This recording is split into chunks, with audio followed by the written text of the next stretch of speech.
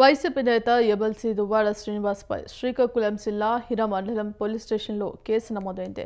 ఈ ఏడాది ఫిబ్రవరిలో దువ్వాడ ఓ టీవీ ఛానల్కు ఇచ్చిన ఇంటర్వ్యూలో ఎన్నికల ముందు ప్రశ్నించడానికి వచ్చానన్న ఉప ముఖ్యమంత్రి పవన్ కళ్యాణ్ నెలకు 50 కోట్ల చొప్పున సీఎం చంద్రబాబు నుంచి తీసుకుంటూ ప్రశ్నించడం లేదు అని విమర్శలు చేశారు.